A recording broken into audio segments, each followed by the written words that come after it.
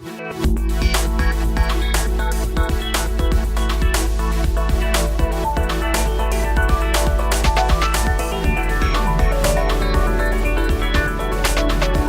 guys, I'm the Impaired Grappler and welcome to my podcast. Today we have a very special guest from a recent trip to the United States out of his clinic Total Sports Medicine and Orthopedics in Las Vegas. It's Dr. Roddy McGee. He's an orthopedic surgeon that specializes in sports medicine. In this episode we discuss his sporting history, getting used to performing surgery, the most common injuries that he treats, the most dangerous sports on the body. We also touch on the history of ACL surgery and how it's evolved. Also what excites him in the future of medicine, factors that interfere with recovery, why he chose sports medicine and orthopedics, what he learnt through his work about people and himself, stem cells and recovery time, order chaos, his foundational principles, and cryotherapy. So we talked about a fair bit in this podcast, so I hope you guys enjoy, and we'll catch you later. Us. Anyway, thanks for doing this. Yeah, thank you. Good. So we'll just start. Hi guys, I'm the Impaired Grappler, and welcome to my podcast. Today we have a very special guest. We're from Vegas, where I just had a stem cell treatment with Dr. Roddy McGee, who's an orthopedic surgeon and pretty much a Mr. Fix-It in the sports world, I guess. Welcome to the podcast. Thank you for having me. Thanks for being on. I just want to basically start with sort of your history of sports you've been involved in, like from sort of growing up and all that sort of stuff. And yeah, I actually grew up here in Las Vegas and primarily played baseball. And then had the chance to play baseball at the University of Utah in Salt Lake City during college, and then obviously wasn't talented enough to continue and play professionally, so I had to get a job and started to become interested in the injuries and things as a collegiate athlete. And then as I learned a little bit more along the way, starting to learn about how do you approach trying to get things better. And there were some big leaps in sports medicine around that time. So you started to see the accelerated rehabs with ACL reconstruction and things like that. So that sort of triggered more interest in me to try to learn more. And basically each new thing that I learned, raised more questions that I wanted to be able to answer.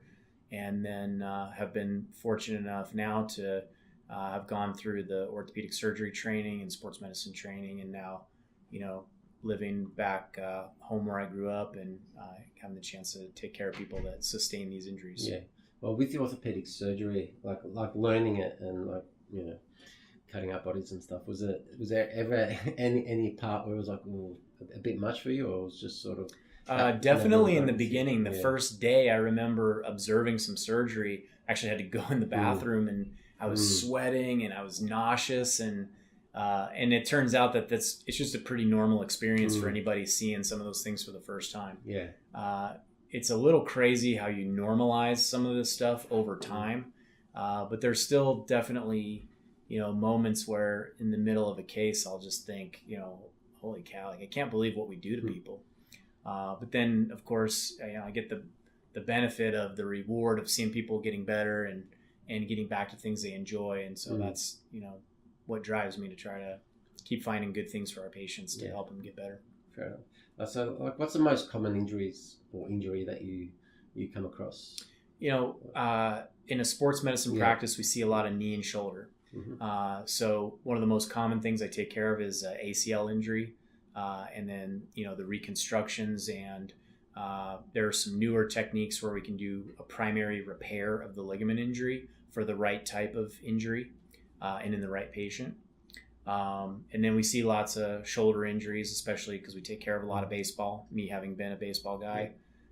See injuries to the biceps tendon and the labrum and the rotator cuff.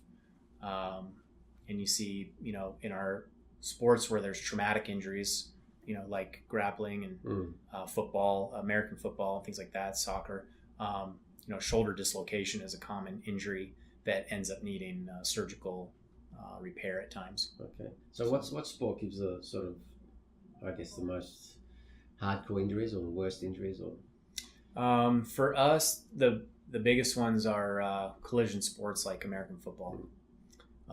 You see a lot in soccer, and then definitely the more that I've had exposure to the mixed martial arts and all those types of things, those guys are always getting beat up, so to speak. Yeah, for sure.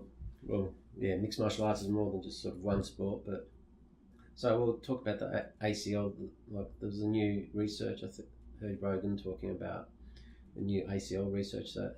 Yeah. So if we go back to the 60s and 70s, where we didn't have the arthroscopic surgeries we do today, they were doing big open surgeries and trying to repair the ACL that was torn. So stitching it back together, or reattaching it to either the thigh bone or the shin bone where it had pulled off. And the ones that were torn more in the middle did terrible. The results were bad. So that's what led to guys developing the reconstruction techniques, where we use a graft to replace the ligament.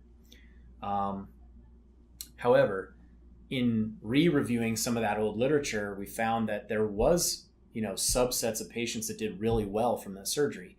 So it turns out that if you tear it off of one side or the other, that has a good chance to actually heal if you reattach it. Okay.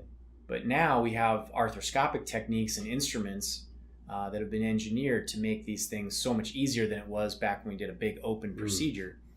And it has turned out over the last few years. And now we're starting to see the first groups of patients that have been researched and followed and tracked to see who did well and who failed and things like that. And it's very promising. So we've had some experience over the last couple of years with these techniques, and you really see that it's a much easier recovery. It's a lot quicker getting back into things. It's a lot easier to go through the whole process, which is great. We like that for our patients, but on the other side of it, we want them to do well. We don't want them to have a repeat injury, and we're not seeing that either.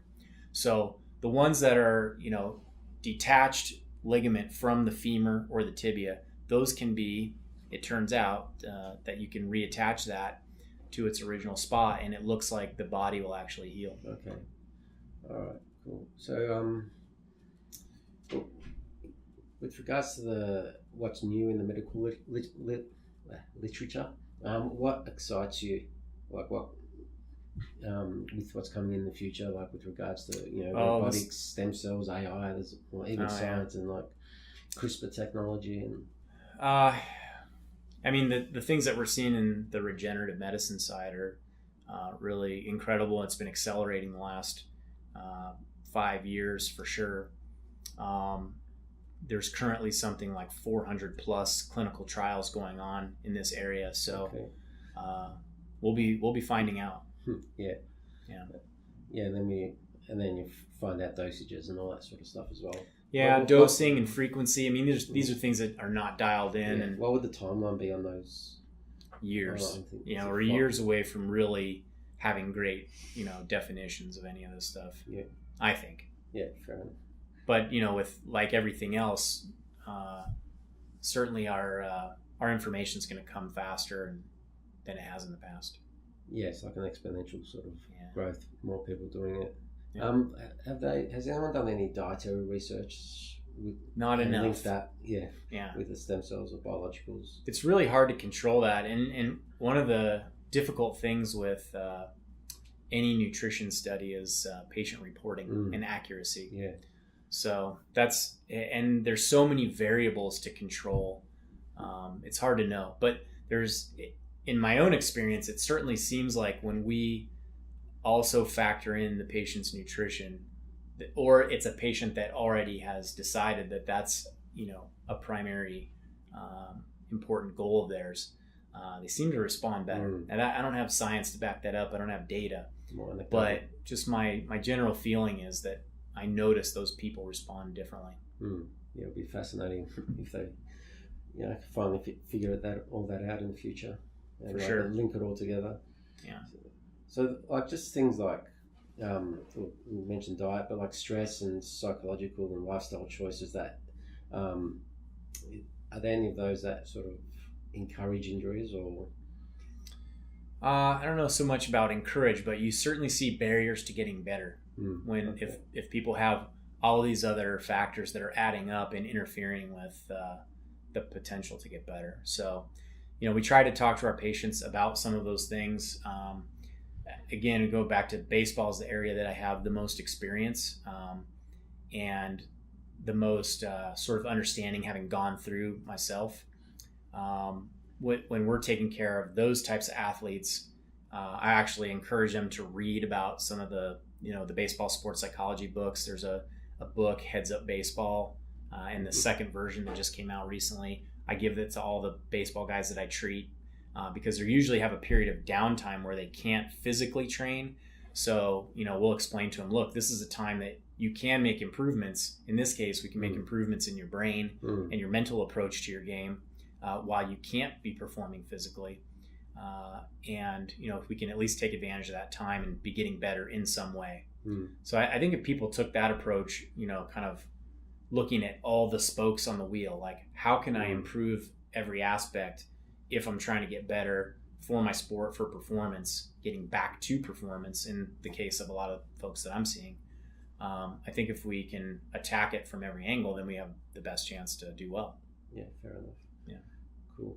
And I'm not an expert in all those fields, so yeah, I can try to steer people in the right direction or give them information or connect with experts. So we work with a sports dietitian who we have our patients talk with, and you will talk with soon. Yeah. And just to make sure, are all the things that I'm trying to do, or is this the right track?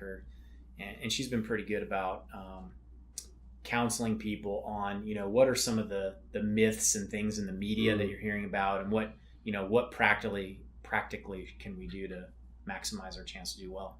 All right, cool.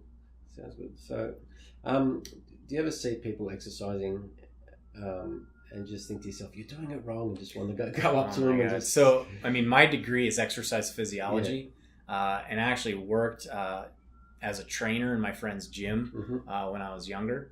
And so, if I'm at a large gym and I'm seeing somebody do something, I just cringe. You want to walk up to them, it's totally inappropriate. But you want to go up and go, like, please stop doing that. Yeah. Like, otherwise you'll be coming and seeing me. Yeah. Right. So it's like,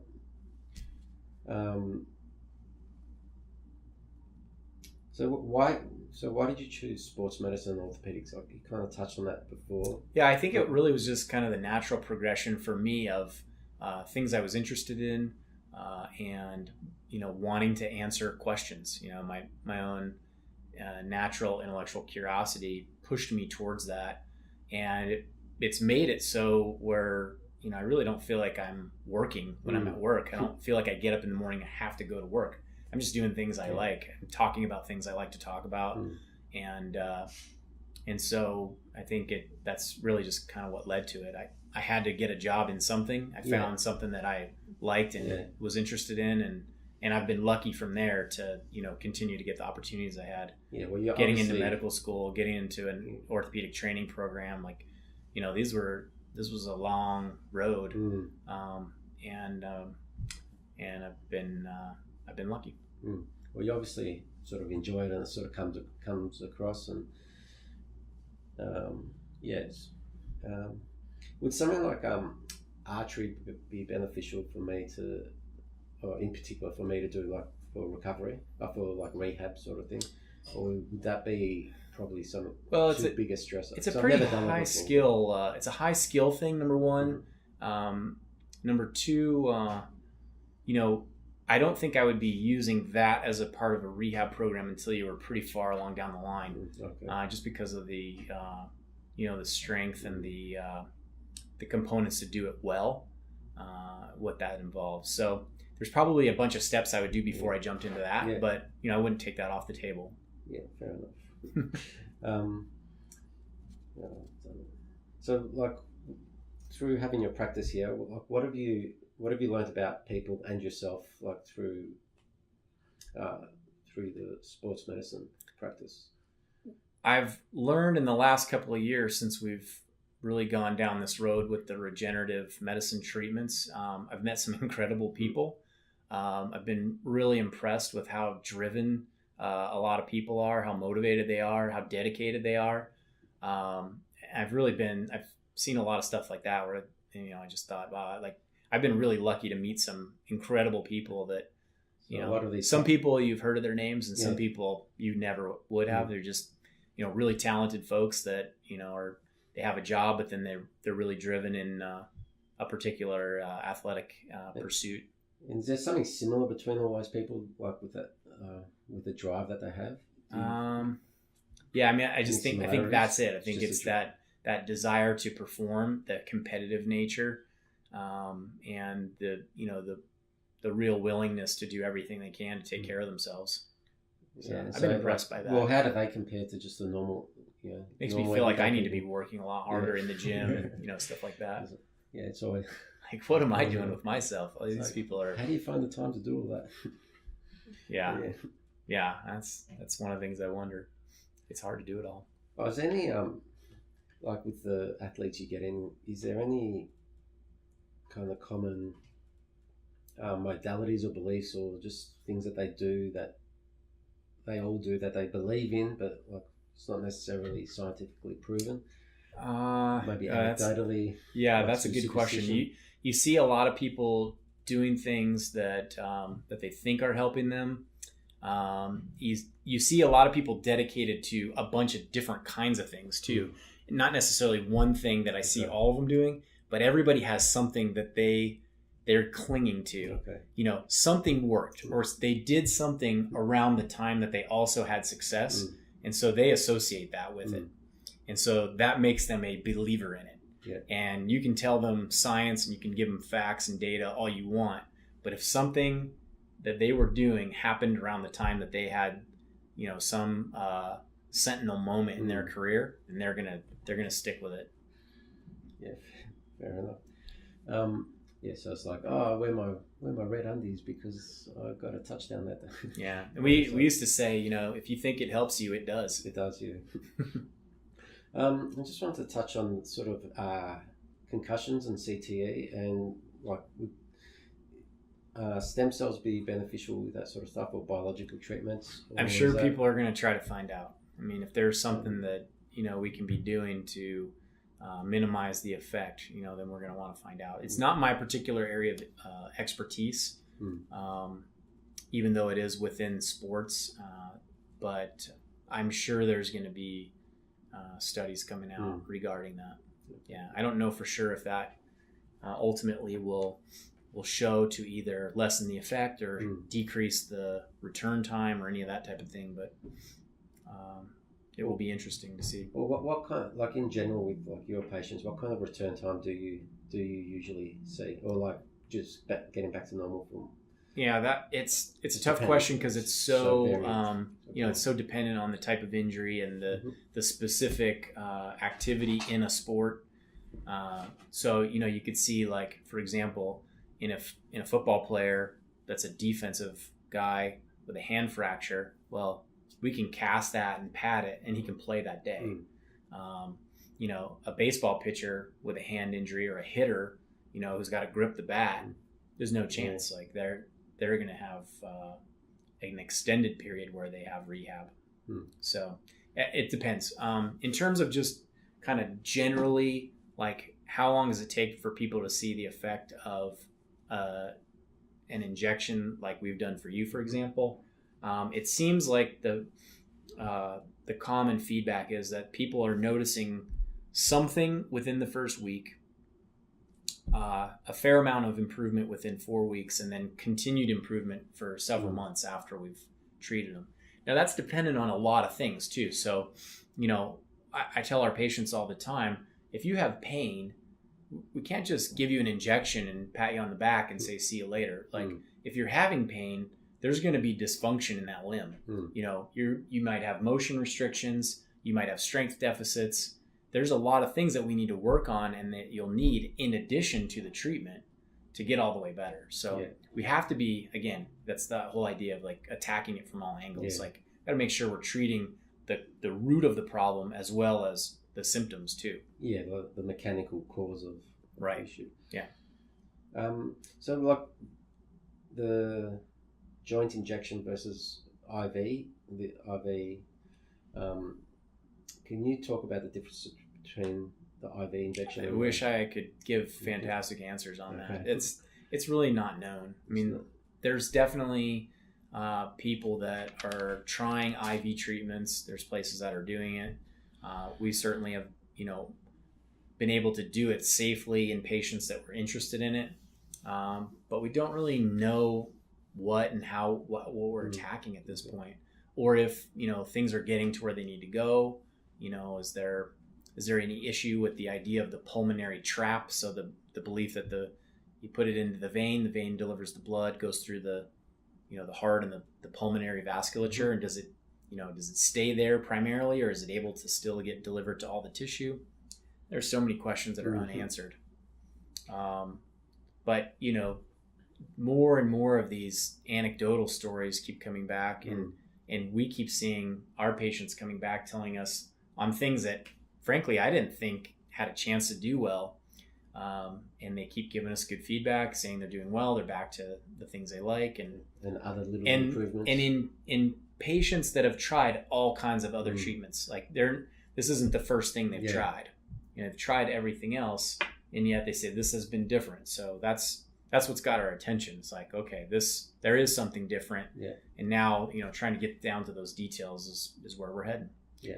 On the other side of it, I think that, like I said, if you're just getting an injection and somebody's not addressing all the other things with you or even evaluating it, then I think you're missing the chance to do as well as you could. Another thing too is that we get lots of patients contacting us asking about specific things where, in my mind, for sure, this is a surgical issue. Like we shouldn't be talking about just giving you an injection and playing to the idea of preventing you from having to go through a surgery, because there's certain things that are they're mechanical problems, and they need a mechanical solution. Yeah. If a tendon is torn off the bone and it's separated from its attachment, you can't just inject something and have it migrate back over and reattach. I mean, that doesn't make sense. At least not in 2018. We don't have that capability, I don't believe. So we get lots of questions about things where I have to advise patients or tell them, like, look, I don't think this is the right thing. Like, I don't think I should do that to you.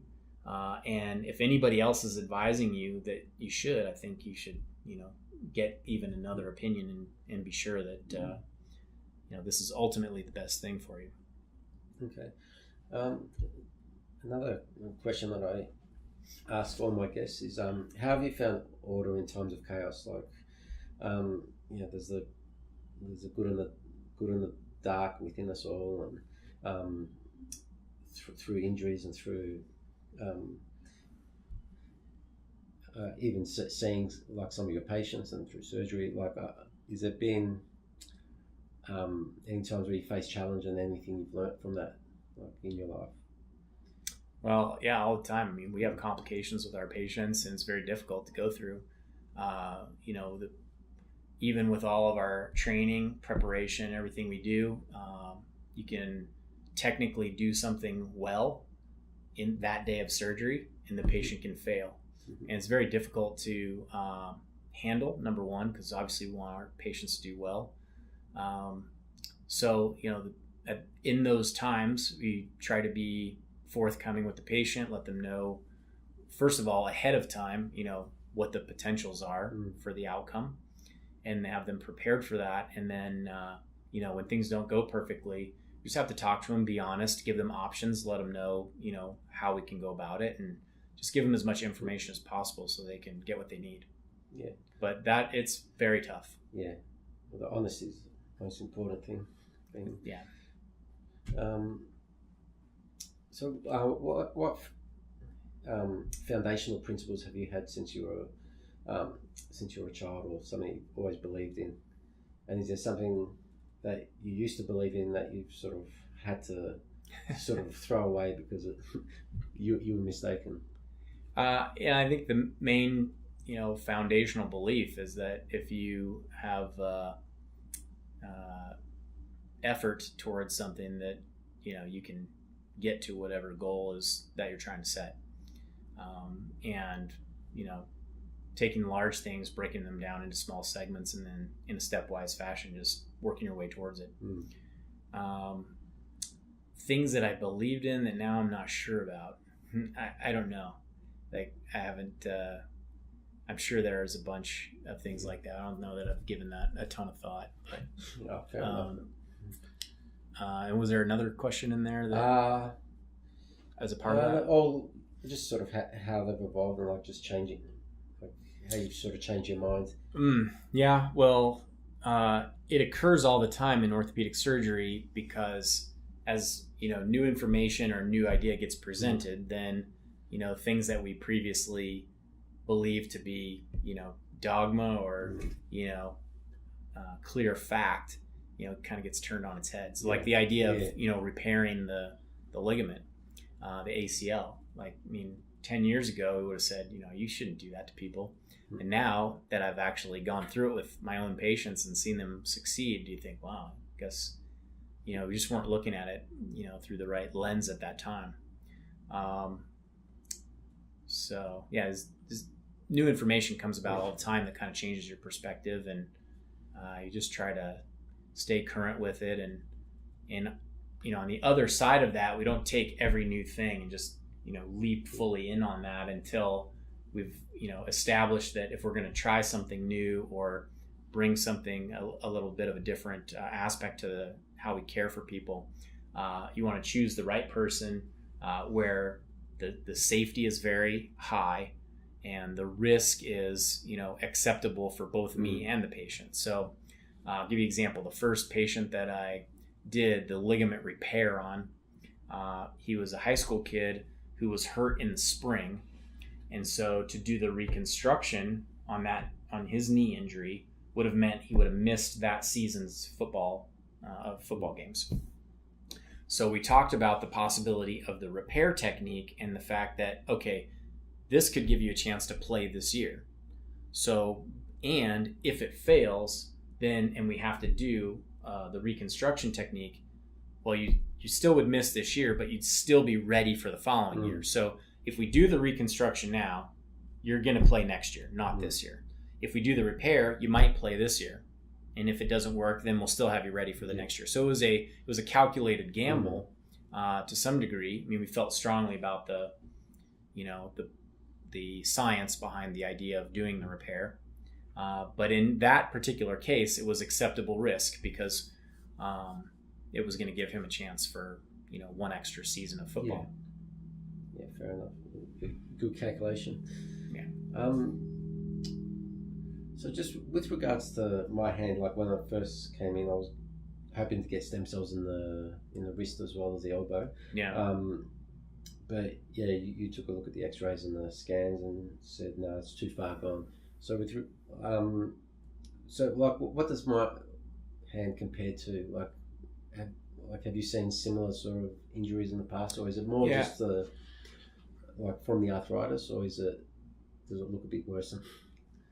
No, I think you've got swelling and you've got limits in your motion because of the amount of arthritis that's in that wrist, and less space. I don't know that it would be beneficial to do the injection in your case. That's a good example of where sometimes we say, okay, maybe this could offer you some pain relief, maybe it could be of some benefit, but I don't anticipate that it could improve your motion dramatically. And it's certainly at this stage we don't have the belief that it could help grow cartilage back and create that joint space that we would see or would have seen in your wrist many years ago.